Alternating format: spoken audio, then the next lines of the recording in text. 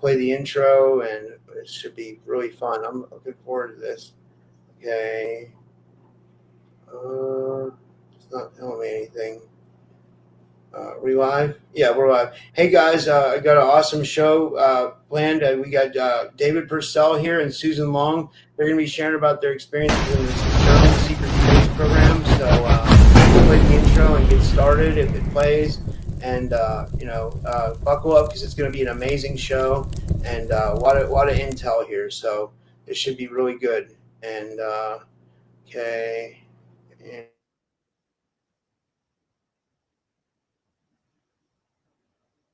Rob, you're muted. Rob, you muted yourself. Yeah, I know. It does that automatically when it plays the intro for some reason. I don't know why it does that. And then I just wanted to say, guys, subscribe to my YouTube and my Rumble because Rumble more so. That's what we're trying to really build. But I'm really excited about my guest today. Today I have with me, as I said, Susan Long and David Purcell. They're going to be talking about their involvement in the German secret space program testimony. Susan Long is the founder of Divine Connections with Susan. She's also a targeted individual, also a secret space program testimony, where she shares insights into her spiritual awakening, metaphysical healing, and ET contact. She has spoken openly about her experiences with targeting, advanced technologies, and multidimensional realities. And David Purcell is an experiencer of the secret space program as well. He brings forward testimony about covert projects, advanced technology, and alien interactions and hidden control structures tied to the German breakaway factions. His story sheds light upon the deep and often hidden layers of the SSP. And with all that said, I'd give him a big warm welcome back to the show. Susan, David, thanks so much for coming on. How is everybody? I'm doing pretty well. Thanks for having us. Thank you. Yeah. So who would like to go first? Like, how did you guys start putting this together that you guys might have been involved in the same program and all that? I guess I should go first because, like David said, he'd been watching me for a while, but I remember being in the German programs first and Kruger and Nachtwaffen, and then they put me in American programs and then other programs that were corporation things. But like when people are talking about the altars and I say, I don't remember any altars, there's just more pissed off versions of me because I didn't want to be there. I was kidnapped. And then people like David came up to me at the conference, and when they start talking about their ranks, that just immediately will piss me off because I'm like, I didn't give a fuck what your rank was. I hated all of you pretty much, unless there was some of them that actually were decent human beings. And even when I was a cop, I didn't care about rank. I just cared about the integrity of the person. And when I was on when did we do that show Tuesday night? That was the segue onto this one because that summer of 2019 where I was having a lot of contact and my Star family ship showed up. And then for my birthday that March, then in June, I woke up with a love bite on my neck from the astral and I had no idea where it came from. So that was also astral black magic that was perpetrated on me. And they purposely made me forget because I usually always remember dreams. And I had to cover that thing up with makeup. And I posted a picture of that before. And actually, the malignant narcissist, a year or two after I was out here in Iowa, he said to me that he had given me a love bite in the astral because he said that that I didn't remember being with him when I would wake up. And I said, do you remember when it was? And he said, June or July of 2019. And I found him on Facebook in September of 2019. But the end of September, I guess. But I showed him that picture of the love bite. And I think it was actually July. It was in July sometime, I think it was. And he said, oh, yeah, I did that because he was looking for me here. But when I saw David, I remembered who he was. I just didn't want to talk about it at the time because I also remember being up there with Joseph Powell was like a sergeant. I don't know. He was like one rank over me. And here's another situation that the malignant narcissist put me into because he never shuts his mouth. Apparently he was bragging about having sex with me or something. So I get called onto the carpet. I believe it was with him. And Pal said, well, Long, with your sex drive, you ought to be able to take care of 5 or 6 other guys on the ship. And at first I laughed. I thought it was a joke, you know.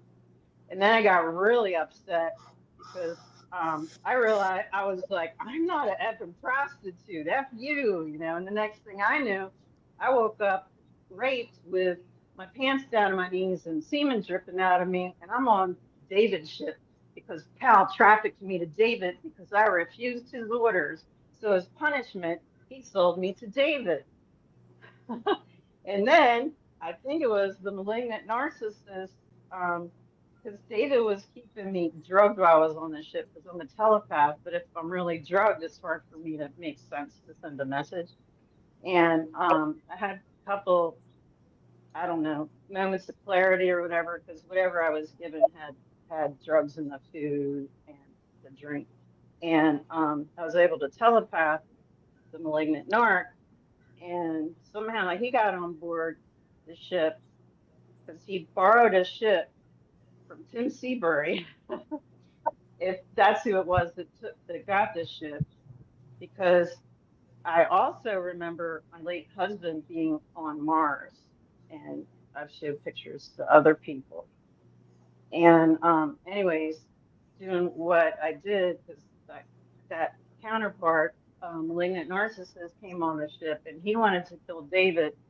And I said, no, I'm going to kill him because I am the victim. So I did what I did, being a berserker, and you know how I finish people.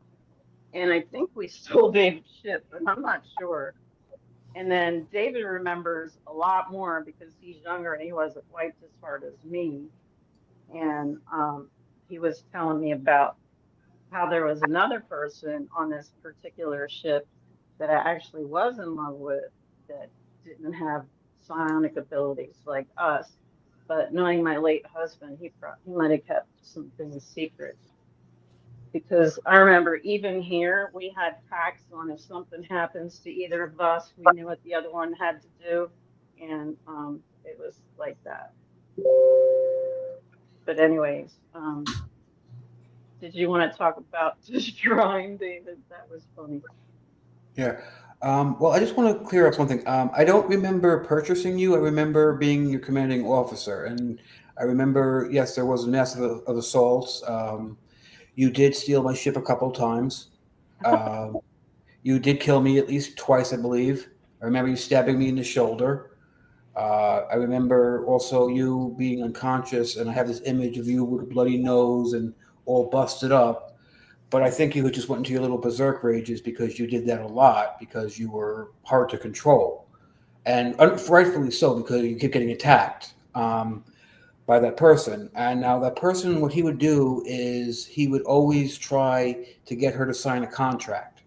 Like every day, he had like hundreds of contracts. He would go, today is the day she's going to do it. And in about 2 hours, we were like, don't do it. And about 2 hours later, the alarms would go off, and we'd come and we'd find him, and he'd be dead or beaten in the bone, was bloody. And we're just like, just leave her alone at this point. But yeah, so that did happen.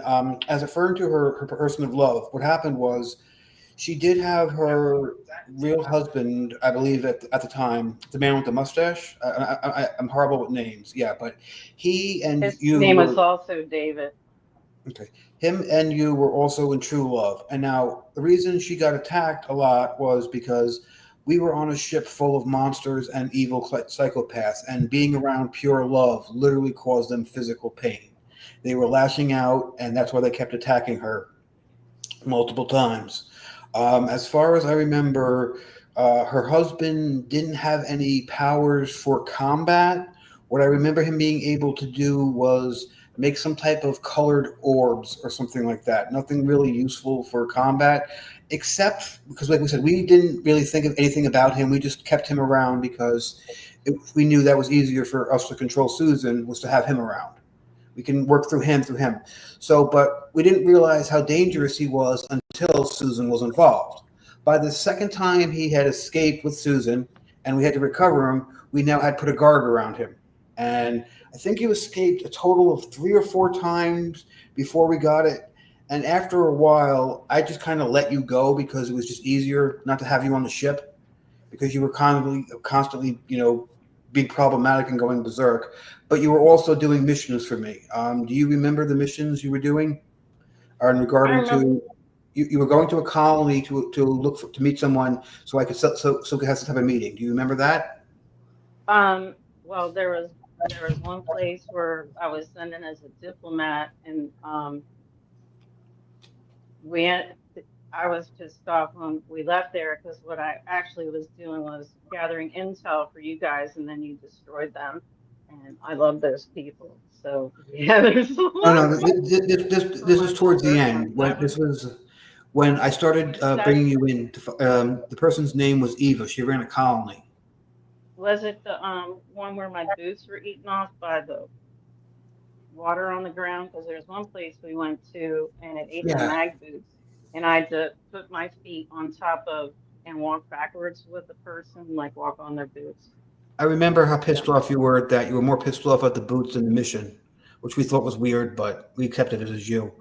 No, the one I'm talking about, Ava had a colony on off there, which she would use to smuggle kids and people back to where they were supposed to go, or a safe line. It was interdimensional, so it would be half in and half out. And you were the ones who set up the set up the meeting with me and Ava was the one who got me out of the SSP. I do remember when I was doing my Reiki Master, the Holy Fire upgrade, that um, shoot, during that when we were meditating, I had a recall of me going in shifts and picking up different super soldiers that were done their tours, and I was taking them to healing centers, and then they got to go to be a colonist or come back to Earth, whatever they wanted. I remember Yeah. doing that a lot because I had a smaller ship and it had like 2 bench seats on the side beside the pilot navigator. So I could either have 4 people sitting or 2 bodies laying on each side. Well, actually, 1 body on each side. And that's what I was transporting people in. Yes. Part of that was going to Ava's colony and getting them out. We were funneling But people out of there. was that also because I remember one colony where I think that was the same ship, and I flew down into this valley. It was really rocky, and they had these test tubes, but they were human sized with humans just growing in them. And I was like, what the fuck, And I did a circle around and came back down because I couldn't believe what I was seeing, and I was so upset that they were literally like growing humans in this place. I didn't know what it was, but No, that was a I different blew it mission. up. I blew it up, the whole thing. I was so Yeah, no, pissed no, that off was a that they different were mission. doing that to humans. Yeah, that was a different mission. But I You will know say what they were then, doing with them then? Because from what I remember, from what you just said, it seems like there was a group that was trying to clone humans that we didn't authorize, so we didn't know what was going on. So that's why you blew it up. We didn't want anyone else having humans out there. That's why we did that. But back to your husband, I want to be clear. Yeah, the love they had was real, and it wasn't the other guy that pretended to be with her. It was the other guy, David, with the mustache, and they really did have true love, and it was beautiful and painful to the monsters. So I want to be very clear on that one. As far as the other guy, he was not a very good human being at all. Uh, you okay, Susan? yeah, I'm fine. Okay. Yeah, he was kind of like the worst part of a human could ever be. And the thing was, he really wasn't as competent as people think, or as he likes to pretend he was. He literally would do this thing where if he got scared, he would go, "Ee!" or something Oh my God. yeah. And the Draco hated him for that. Like they could not believe that someone so weak in character was in charge of a facility. Yeah, that's like I remember at the end when I terminated the thing, there was a lot of it wasn't a straight man. There was this gay man was like, and it was just all this, flaming. homosexual, like, it's like, what the frig is that? Because you're supposed to be a soldier. Even gay soldiers don't act like that. It was really Yeah, bizarre I remember that Draco just hated him for that. and Like, grotesque. yeah. Yeah, that was really off-putting to me too, because I'm like, who's the man here? Ugh. Do you want to get into the clones, or do you want to mention them? Um, we can like I remember a lot of I remember one ship where they had stuff in steerage in the ship, and like I think this was the 1950s because like the bottom of this clone thing, because it's kind of like this weird vessel, almost like a human size of an adult size bassinet. It was candy apple red enamel, and that was like real popular in kitchen appliances and stuff in the 50s. So this is even before I was born, is what that looked like. And then there was another one where they were shipped where they had all these tubes, like Avatar, but we weren't as big as Avatar, not usually. And there'd be a bunch of those. So whenever I have memories of those, I always think those are suicide missions because they would just have a clone for you to rehouse. Because I also remember them telling us to jump into other bodies. If we got killed on the battlefield, just to hold our soul, we could jump into somebody else because they could eventually push us out because we didn't want to be in their body that long, but just till we could get back to where we needed to be. I was talking about your clones, the ones that were deemed failures. Oh, were you talking about the twinning thing? Yeah, if you don't want to go in Oh, that other go one. ahead. No, go ahead because people need to Okay, know about so that too. Because I Susan don't was remember being twinned, and you gave me that answer. okay. Susan was a very, very strong warrior, still is, and one of her problems was she was a berserker rage. Same thing as me. I had the same berserker rage, but she would often go too far, like to the point where we couldn't even use her because she would usually end up killing a crew or fighting with the crew most of the days, and attacks were common. So it was decided that they should try to clone her and make her more docile. But each time they cloned her to make her more docile, they lost the power that she had, and they literally made her too. They cloned it, they spread it too much, and they deemed it after everything that they had gone through a complete failure, and to leave it alone. And so unfortunately, some of the narcissist guy got like 5 of those clones and thought he was a god because he all thought they could worship him. But some of them literally just went catatonic around him, like they couldn't physically be around him, and they just shut down. And he couldn't handle that because he starts freaking out about that. So you have basically this screaming queen with 5 unconscious women around, and he can't do anything about it. And part of his problem was, besides the severe trauma he's had all his life, is the fact that he wanted to be the strong woman that Susan is. Okay, that's the root cause of everything that he from him. He wanted her strength. He wanted that feminine strength, but he could never have it, and that's what bothered him. So he acted out in all those ways just because he couldn't have the actual power that Susan has. And then Well, it's sad to realize how much crap he caused just because he was jealous and couldn't accept who he was. and that transferred to down here, even came searching for me down here. I was gonna Yeah. say because then you met with him in this life, right? And like you had issues with him in this life too. Same stuff. as so below. But he tried to trick me and make me think he was the one I was really in love with on the ship, and he wasn't. Because my cop husband, he wasn't like he couldn't sonically kill people like I could, but he was a psychic medium, and he was a precog. But that was just something we didn't talk about on the PD because us that were, we'd know who the other ones were usually, and we'd only talk to them about it because nobody wanted to get sent for fitness for duty, type of thing. And it actually seemed like they got rid of a lot of psychic cops, or the psychic cops left just before 9/11 because they made it so uncomfortable for a lot of us. Or we went off the street, so we weren't going to be in contact with the public a lot. Right. Like I said, I also, like I said, Susan was very strong, and she would probably get into fights almost daily. And it got to the point where I literally put her in the problem file, which is basically a series of people that are so high risk or so high, like you just don't want to deal with them, like someone else's problem. But she was very skilled at what she did, so we kept her around. Yeah, she's laughing because she also remembered stabbing me in the back a couple times in the shoulder. I was trying to stab you in the heart because I was trying to rip your heart out and eat it and do the berserker thing. 'Cause, Yeah, I yeah, know. I would literally try to cut their heart out and eat it and then cut their other stuff off and shove it down their throat. Is that was my favorite way to kill people. Those guys anyway.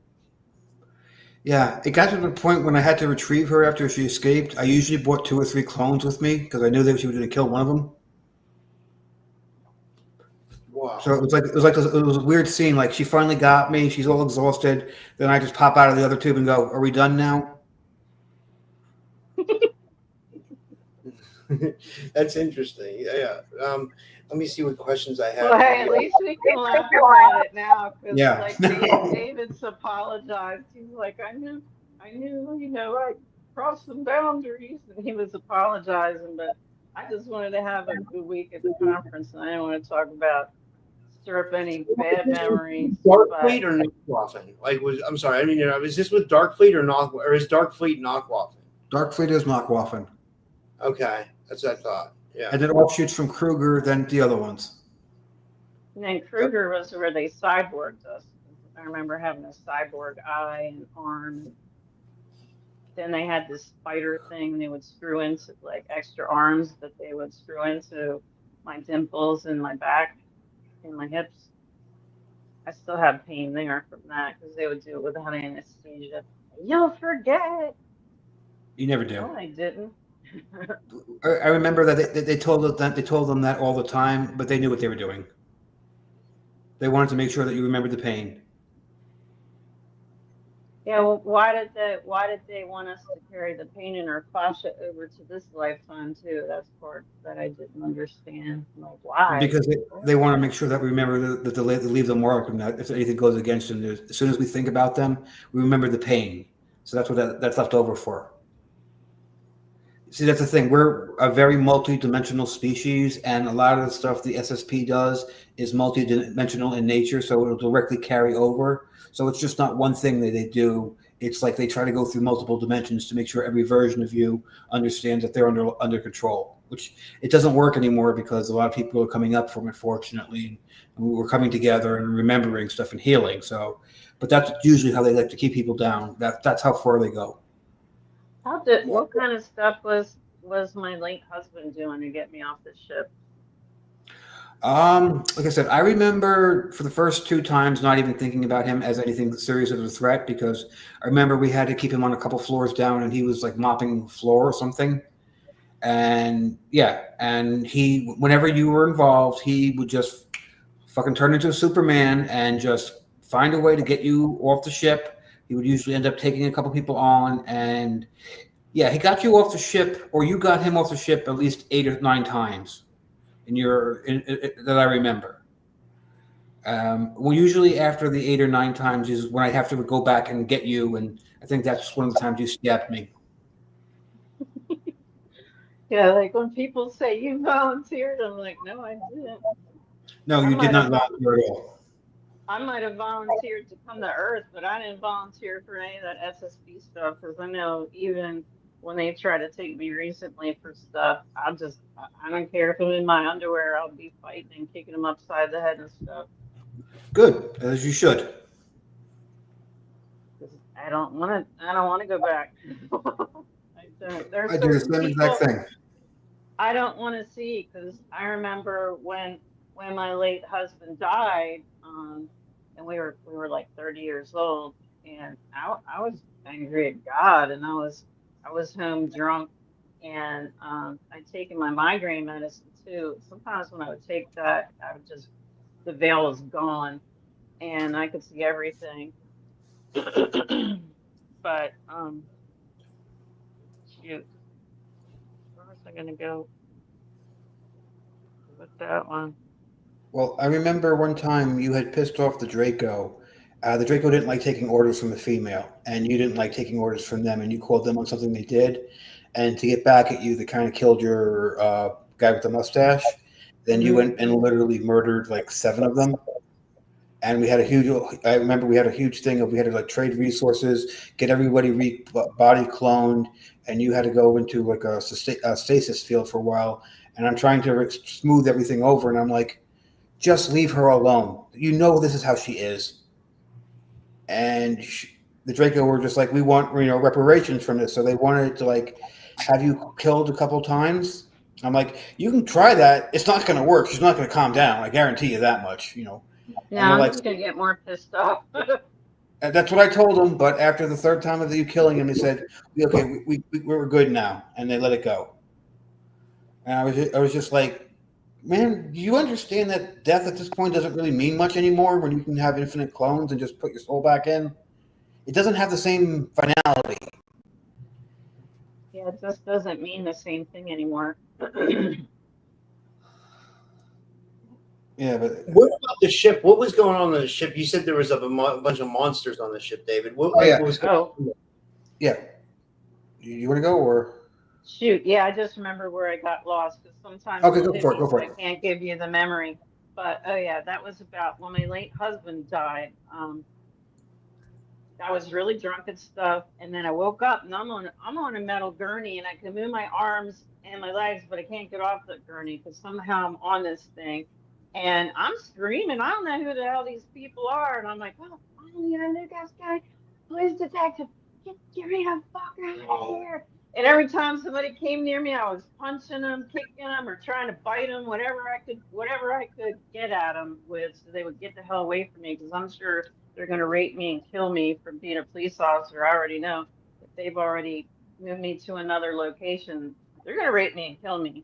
So I was trying to fight everybody that came near me. And then the malignant narcissist came up with somebody with a clipboard, and they tell me, oh, we brought your husband in here so you'll calm down. And I started screaming, that's not my fucking husband. I just buried my husband. And I punched the malignant narcissist in the face. And then he was like, oh, and had tears in his eyes. And then he left. And I could hear people laughing in the background. And they said, oh, she must be your wife. She hates you just like everybody else, And there was a lot of laughing in the background, but I didn't know who the hell he was. I was really upset. And I kind of wonder if the combination of the beer and the migraine medicine let me remember who I was in both places. Because sometimes when I was up there in the American programs, I see Veronica and I knew her both cops because we'd see each other in the hallway and high five each other, fist bump or whatever. And yeah. So the monsters I was referring to, it wasn't just humans on the crew. We served with Full Draco, Greys, a couple other dark entities that were walking around, and plus you had a bunch of humans who were, basically driven insane with psychic powers. So brainwashed psychic soldiers on a ship full of that kind of stuff. When you have like real love, that kind of stuff really hurts those kind of beings. It really they couldn't function around it. It was like they were so jealous and they yearned for it so much because they didn't have it, and every time they saw it on these two, they just lashed out. So we tried to keep them separated. We tried to keep them separated for a while. Like I remember after the 2nd time he rescued you or got out, we had to keep a guard on him and had to keep you at least 2 floors apart. But you were allowed to have your special time because we understood that was also how you kept you calm, and we were able to do some kind of energy experiments when you two were together. Oh, sure. I'm sure they were harvesting our loosh. Yeah. I wish I would say we weren't, but we were. Yeah, and I also think that that malignant narcissist also knew that my Earth husband died when they pulled me up there, and that was just more trauma for me. They were trying to put me to work right after my husband died, throwing another 20 back. That really pissed me the hell off. Yeah. I was going to say, from you guys' perspective, what's the goal of the German SSP? Is it control, colonization, technology, exploitation, or all the above?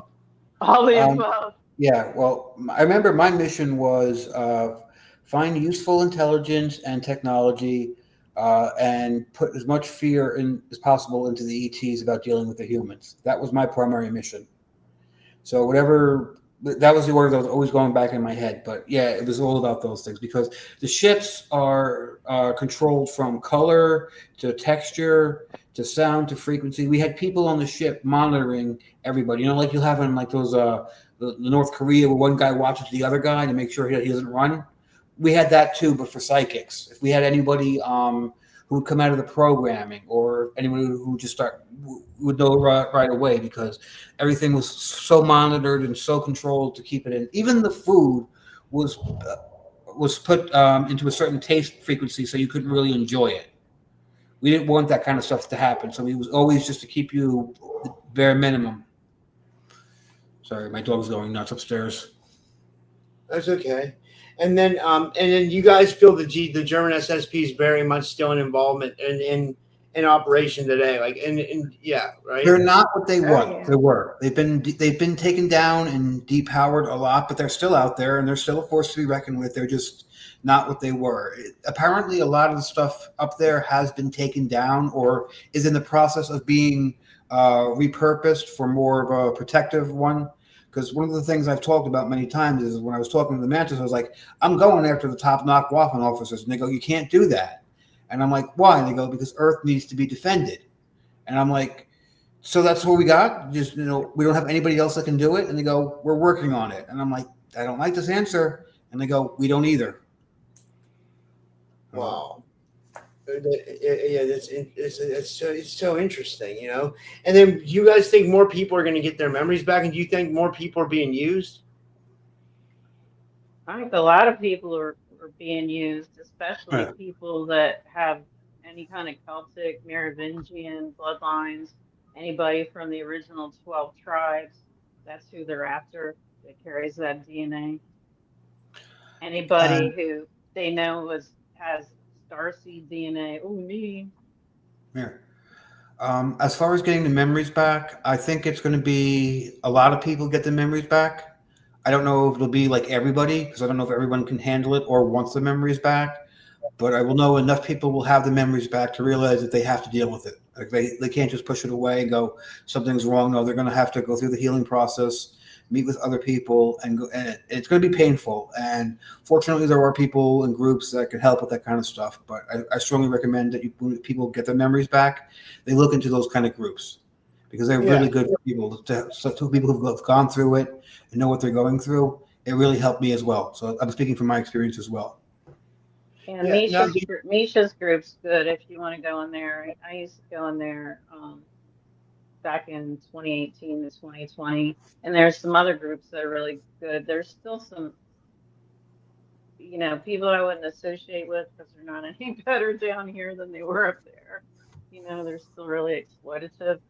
Um, but there's still a lot of good people with memories that you can get memories from, assist with your memories. Oh, and an interesting thing was I did a regression with Anne-Marie did one on me, Anne-Marie Morales, on Tuesday, and she got the name Derek from that one ship. But Yeah, I was trying to I think don't, about that. I don't.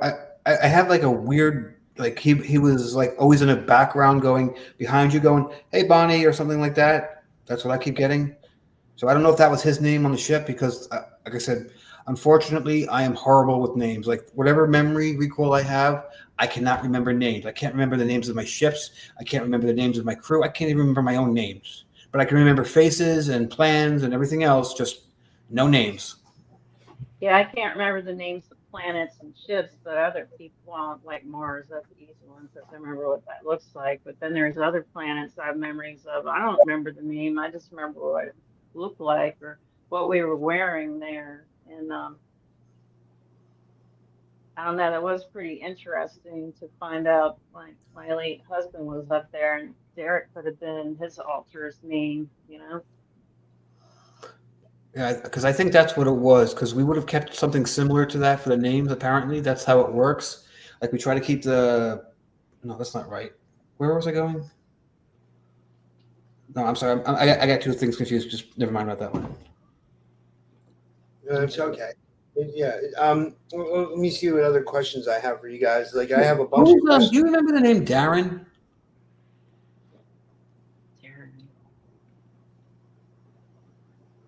Not sure.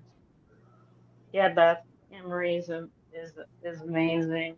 Um, Actually, we removed some hooks from those programs too. I felt like I had fish hooks in my left ovary and in my uterus, and it was real Mhm. painful. And I didn't know Anne Marie feels like I do because I could feel people's pain, and she could also feel my pain when we were doing that, letting those go. Because there is so much black magic perpetrated against us and other crazy stuff. We removed that because I'm a Reiki master teacher too, and then I'm a famous alchemist. So whenever I have somebody do energy work on me, we just combine it. That's what I always do. Makes it more powerful and release stuff. This is a good question for you guys. What role do women generally play in the SSP? Are they as equal as men? Are they treated equal as men? No. Only ones that they're usually reduced to second-class citizens unless they're extremely valuable in power or tactics. Otherwise, it's predominantly you're just there for the male pleasure. You have Oh to be my like God. really, really strong for them to even acknowledge you. Susan was one of those people. Wow. And Yeah, and do so you for guys believe somebody that to suggest I was a prostitute, everybody's gonna die. How Yeah. dare you insult me? Sally Forth's in the audience says she's kind of new to this, so she wants to know, should RH negative people be concerned? Do you think they're being used, RH negative people? Well, my mom's is O negative, and I'm O positive. My siblings are O negative, and I'm the psychic one. So, because I have O Um, negative and recessive, I think you should be more worried about who's in your bloodline on whether you're being taken or not. That's a good point. Yeah. I agree Because with they're that. looking for I mean, I can have siblings, but they don't have the tuadenon I think they use Susan. DNA. I just happen to get more of it. I think they target bloodlines too. I think like bloodlines are in the targeting program. Well, I So know a lot of it goes generational. So if like your grandmother or your someone else was in the family, they're pretty much going to keep an eye on that entire family bloodline because that's how it works. If you find like your grandmother worked with someone, they'll probably see the same thing with you. I mean, it may even skip a generation or two, but they're going to keep an eye on you once they have on it your entire family. That's just how it is. Unfortunate. Yeah, because they follow me a lot. That's kind of why I haven't moved from here because I would like to be closer to family, but I still kind of think that they gave my dad one of those strokes from hitting me, and it just went through the floor into his den and gave him a stroke. Well, they also have ways to track, you as soon as you're in the womb. So it used to be that they could wait till you were born. You had to go to school, develop, show your powers that way. Now that they've advanced, they can literally track you as soon as you're in the womb, which is I know they took me out of the womb because that cranial sacral fascial therapy I do. I've done it to a couple of people, and I've seen where they took them out of the womb and tampered with them to hybridize them and put them back, and they tampered with me too and put me back in my mother's womb. I don't even know how they do that. It's like, do they take? I think they're doing it at the doctor's office, maybe when mom goes in for prenatal checkups. from what I understand, when they do that kind of work, it's extra dimensional. So they'll literally slide in through another dimension and phase through, so they don't have to do it so much. That's how it was explained to me. Like they'll literally put up a parallel dimension next to where the person is they want to go, and they'll be able to enter that way without doing much of the programs. wow. This is a comment from Tennessee, Kentucky Bigfoot. This is an interesting comment. He says, I'll put it up on the screen. He says he thinks people with copper hair have stronger antennas than the average person. Just an observation. What do you guys think? Well, Well, redheads are supposedly always people special. that I have red hair and green eyes. That's supposed to be really psychic too. So And I was born a redhead, and I had red hair until I was 7 years old. Wow. And then were you guys also gate tag kids as well, both of you? Because I you know think that's the like a big gate thing. Like our stuff kid talks started in about it. the Like, 80s, yeah. but I'm Sorry. not sure. But I don't remember having gate. I know that they tried to put me in special ed, which was kind of funny because I remember being in third grade and I had this really mean teacher. And because I just wouldn't talk, I was really shy. They put me in special ed, but I was reading Nancy Drew in third grade. And I remember the teacher said, well, go ahead and read a chapter from your book. And I did. And then I wasn't in special ed anymore because they were saying the Nancy Drew books were college age reading. And they were shocked that I was reading that in third grade. So then they put me in regular classes, but I never did the gate thing. I don't know. I think that came in like maybe a decade after me, not sure. Well, But they also wouldn't allow me to take German in high school either. So that would have had me remembering a lot more. yeah, well, I was in special ed because I used to have problems with blind rage and just rage out. But I was also very intelligent. So my teacher in first grade was like, I've never got a student to read at the level I was, because I was reading it like I think at college level or something like that. And he was like, yes, keep doing whatever you're doing. And I was like, okay. And I remember because he was like one of the best teachers I've ever had in my entire life. He like put in the work, and everything went right for him. But yeah, so I was in special ed most of my life, and I don't know about so much about the gate programs because I think that might have been a different terminology, but I definitely know that those places were used to scout and monitor and also train SSP people. Because the first memory I have back of being in kindergarten, and that kindergarten was a special ed school with other kids and other levels. And I remember, like I said, waking up, eyes bleeding, nose bleeding, mouth bleeding, ears bleeding, and just remembering I was in a jungle and looking over my squad, and the teacher comes over, and I'm like, "Where's my squad? And why are we small?" And the teacher goes, "You had a dream. You were playing GI Joes." And then I said, "No, I won't. Stop lying to me." And then she put her. I look over and I see the kids on nap time. They're all having nightmares, and I realize those are my soldiers. And she comes over, puts her hand in the back of my head, and next thing I know, I'm on the bus, waking up. So that school did that. I know of a couple of other schools. I should say I suspect a couple other ones, but I can't really confirm them because those schools aren't around anymore. So, yeah.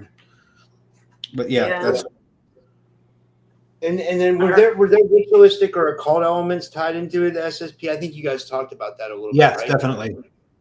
They have a Well, yeah, special there magic. was, but They have they're big in rituals and sacrifices, especially when they want to do something like create a specific event in time. They'll do a lot of black magic. They have a lot of sex rituals and sacrifices, which is horrible to do, but apparently these produce enough energy for them to get the results they want. So I wish I had something more to say about that. It's just a horrible experience all around. yeah, Yeah. what's Beth is talking about the Bluebird bus. There used to be a white bus that looked like the ones that would go to the military bases, and I was like an hour away from Dover Air Force Base, and I'd be the only kid on the bus, and I'd fall asleep, and then I would wake up at a Stargate. I thought it was at Fort Dix, New Jersey, and yeah, that was another thing where they wanted the aliens to fear us. I wanted to be friends with them. So yeah, which kind of worked out well for me eventually. But shoot, I think Yeah. with the rituals when we were kids, I remember they did a lot of awful stuff to us and a lot of time travel things out of Montauk, and they time travel me out as an adult to the Victorian era and then bring me back at and reduce me to a 5 or 6 year old, and then I just go about my 5 or 6 year old life, and there was a lot of that back and forth sort of thing. um Do you remember remember being like going in a chair, or do you remember going in a room and having for time travel? Because for me, I remember just stepping into a room and then there being another time. there was, well, the one thing where we go in a room and it was another time, that was like this elevator looking thing. We walk in one side and then we walk out the other into a whole different timeline, and that Yeah. was some kind of jump room. It was kind of like the movie Dune, where they would just stand on that disc in the middle of the room and it would just teleport them all. We sort of had something like that someplace else where they could take multiple of us. Um, there was, shoot, why am I having brain farts right now? Oh, With because the ritual things, like I also remember then, like when we were at, I don't know if this was like at Mothers of Darkness or this was at the Stewarts. They also had this ritual room under their mansion out there, and I think they're in Oregon or Washington State. Thomas Stewart. JP ended up killing him. Joseph Powell, not the other JP. But um, I was there and he let me stay with like this counterpart and get pregnant. And it doesn't really make any sense because I was 14. I'll never be pregnant and have a child at 14, let alone having sex at 14.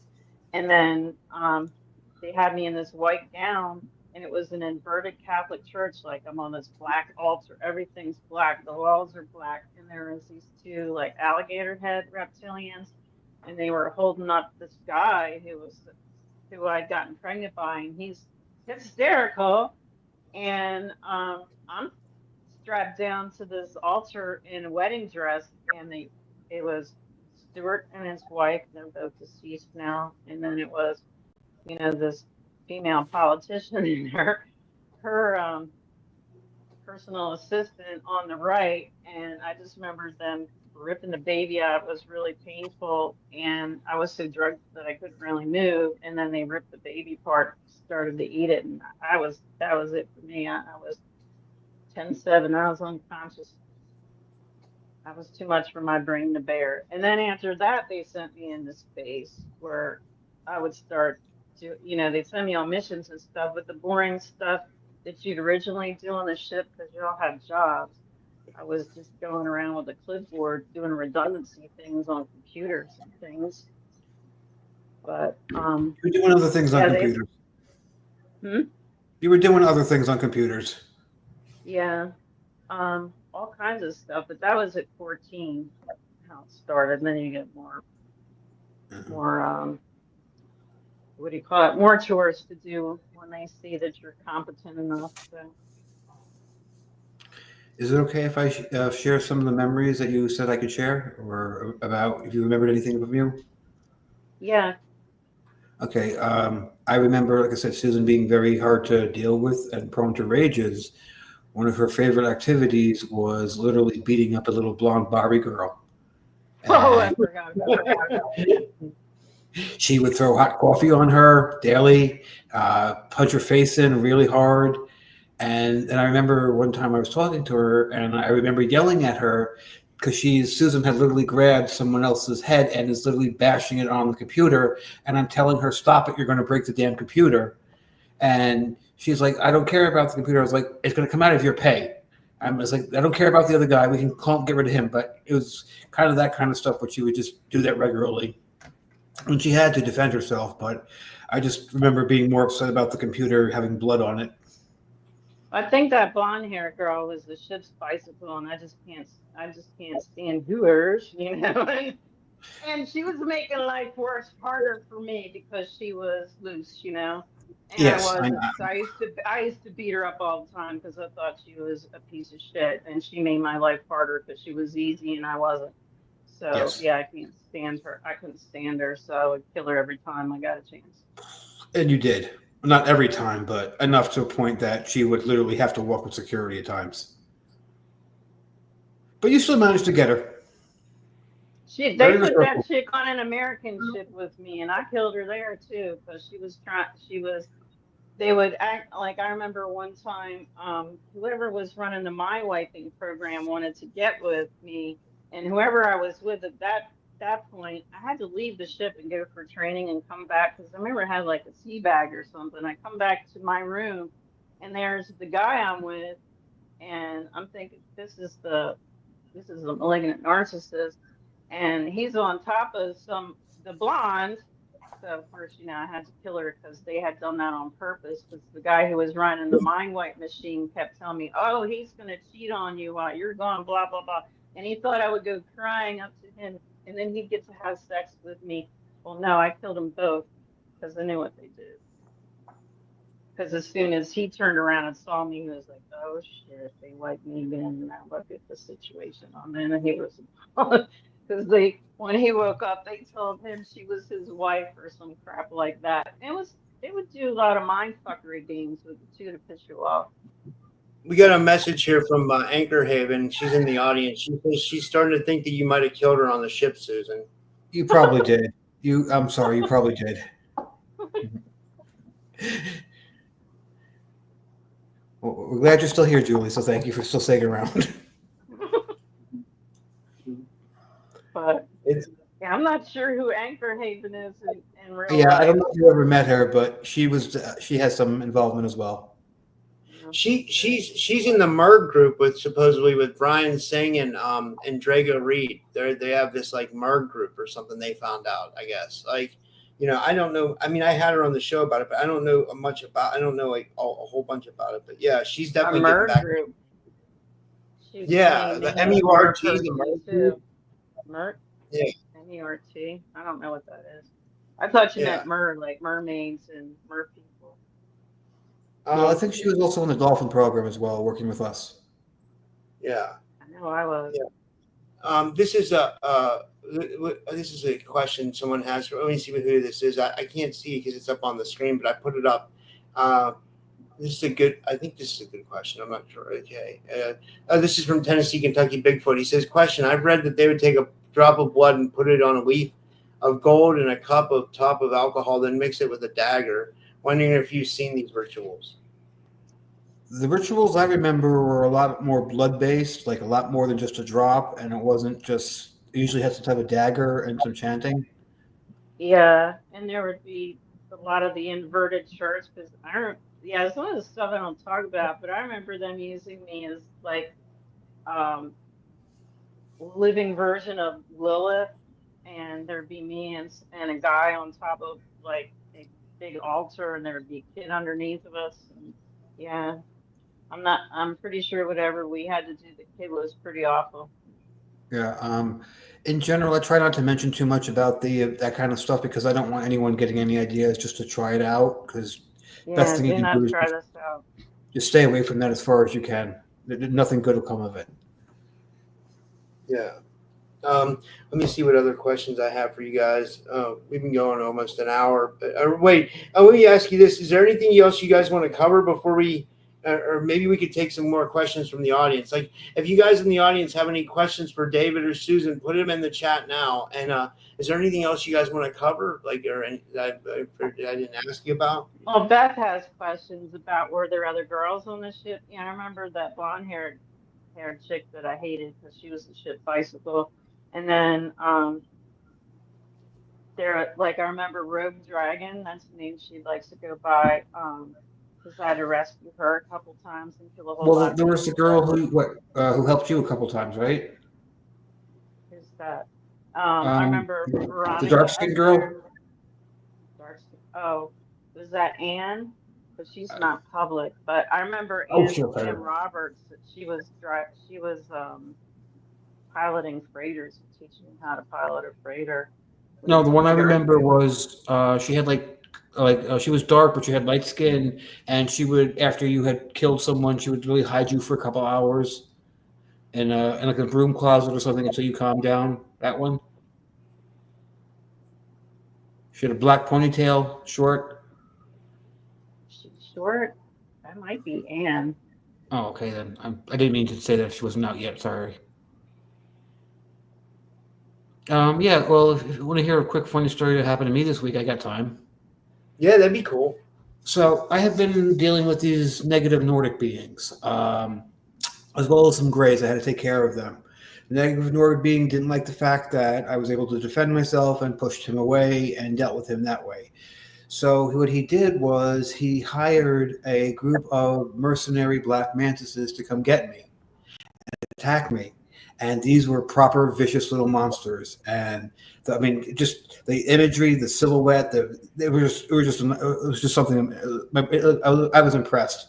So what happened was they started attacking me, and it was a very stinging sensation. Like they were coming at me with a psychic attack. They were all unison in mind. So what I did was I astral traveled to where the ship was, and I ended up, punching them in the heads a little bit and re-educating them, and then I gave them a bunch of love, and we all some of them changed and lit up, but afterwards, after we had like a little lighting of their souls, we ended up singing and dancing to the point where we're just all having a great time on the ship after they just tried to attack me. So it's like we're singing, we're dancing, and the commander is literally yelling at them, trying to get them back together, like trying to get them to refocus and attack on me. And the next thing I do, I see the commander, and I somehow am able just to take over his body. Like I didn't actually go put myself in his body like I did the other ones, but I actually took over his body, and I'm making him do the robot. So he's like, yeah, he's freaking out at this point, and the other man's just going, "See, you're having a great time." And we had this like just really nice, wonderful experience from this. Turned out to be like they were coming to attack me and be vicious, but by the end of the day, we left and we were friends. It was nice. That's cool. That's insane. That's amazing. Let me see here. And Tiffany had a question. She said, "Did most SSPs have rage issues? Like, Yes. you finding that?" Yes. Most SSP people are unstable by nature. They have been altered because the emotions enhance psychic ability. And they're also good for combat. You don't want someone too docile, you want someone aggressive. And when you give them more power, they become more aggressive. So it's a vicious cycle that you have to watch out for. And my thing was, I just didn't like being bothered. You just, yeah. Mhm. I'm fine till they would bother me in that rage. But that wasn't my natural state, here or there. Wow. I'm seeing if there's any other questions here. It's weird that you say that wasn't your natural state because I remember you being enraged such much that it was natural for you. Well, here I'm pretty calm most of the time unless somebody's aggravating me. But I know it's just still when I see you and I remember this psycho, bloodthirsty, vicious thing, and yeah, it was with the fire coming off. Sometimes it was that was a lot. Wow. Well, this was amazing, guys. I don't know. I guess we could finish up here. This was cool. I thought this was really cool. And do you guys want to tell people where they can find you and stuff and all that and like all that and stuff? And Susan, do you want to promote your business real quick? Because I know we always do that when you come on. Like, like tell people about like what you have, your products real quick, and like we can do that. I always love helping you promote. I make organic, different mushroom products and pain salves and tinctures. And in the fall, I'll make elderberry syrup, like a shelf-stable one, and then a refrigerated one for people's immune system, because that actually is really good. And that's all lowercase, Divine Connections with Susan.com. And then I'm on Facebook as Susan Long and Divine Connections on Facebook, and I'm on TikTok and IG too. Yeah, and thank you. And David, you started like an alien committee, right, or something like that, like a Yeah, we're currently started. Me, Audrey, and some others have started basically the Human Committee on Sovereignty or Human Council on Sovereignty. So what we're trying to do is take responsibility for our own sovereignty as a species. We don't want anyone telling us how to live or whatever. We're just trying to figure out which ETs we can work with, which ones we can't, which behaviors are acceptable, which are not. So we're looking for new members for that one. So you can go to what is it? Starnet.77 link on YouTube. That's Audrey's channel. She has an application, and plus there are some of the other videos that we do. So if you're interested in being on the Human Council of Sovereignty, please go to Starnet link dot on YouTube, and it's in the descriptions. I hope I get that name. She's got a Telegram group, because I was Yes. supposed to be in that group too, but I don't usually see the Telegram. I wish somebody just sent me a message in regular text. But what's her Telegram group called? Do you remember, David? I'm looking for So it. right here, her Telegram group is Council on Human Sovereignty. That's awesome. Yeah, that's awesome. And yeah, this was amazing, guys. Thank you. I really enjoyed this. And yeah, guys, I'll be live again at 8:30. I have Brenda from Beyond the Box coming on, and her friend Suzanne Hott. And they're going to talk everything from serial killers to targeted individuals to it'll be a different kind of show. It'll be interesting for sure. So that's at 8:30 Eastern, so in a half hour. So I'll see you guys then. And big thank you to David, and big thank you to Susan. And I'll be seeing you guys again soon. And it was nice meeting you guys in person too. Oh, real quick, did you guys want to say? Did you guys? I know I talked to you both individually about this, but did you guys want to mention the conference real quick before we go? Yeah, I want to say just thank you to Brian and everyone who came. I'm very glad I got to meet everybody. It was a truly transformative experience in the best way, and I got to meet some people that are going to be really part of my life for, I think, for a while, maybe a lot longer. So I was really glad I got to meet everybody again. Yeah, I agree. And Susan? Oh, yeah, I had a good time at the conference. I always look forward to seeing the rest of our Star family and Soul family and some of my old battle buddies I remember. But and thanks again to Brian. Yeah, I'm hoping we all get to do it again next year. I hope we can all meet up even before that.